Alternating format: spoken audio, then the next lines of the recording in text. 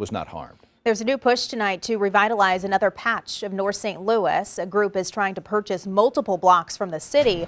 The project is focused around the area of Grove Street and Carter Avenue just off of I-70. The goal is to redevelop and create opportunities for the Black community. Only News 4's Kim St. is explaining how this will work. Kim.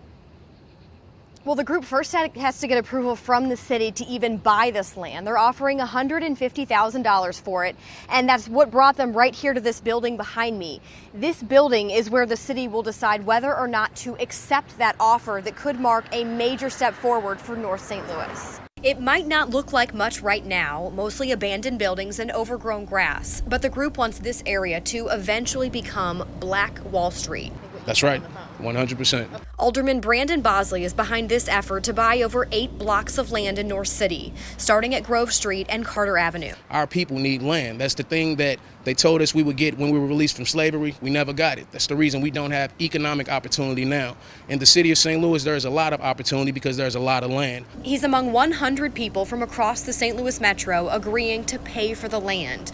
All are Black, an intentional move to show they're taking it upon themselves to revitalize North City. We want to create a place where Black people can come and sell their merchandise, as well as create a space for them to gather for different events, concert venues, things like that. Tonight, we were there as the group turned in their application to buy the land to the Land Reutilization Authority, or LRA.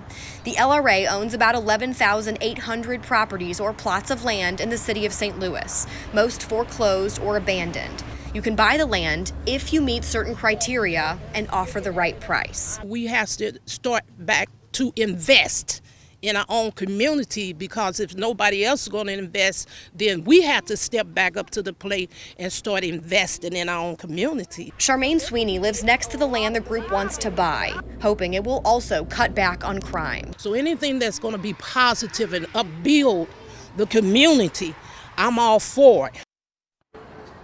For now, the group says they would not build on that land. If they get it, they just leave it open for those community events, things like concerts, that market, and barbecues. Eventually, though, they say they would love to see it developed and maybe add things like a grocery store in that area. The LRA, by the way, will make a decision on whether to accept that offer by the end of August. Live downtown tonight, Kim St. News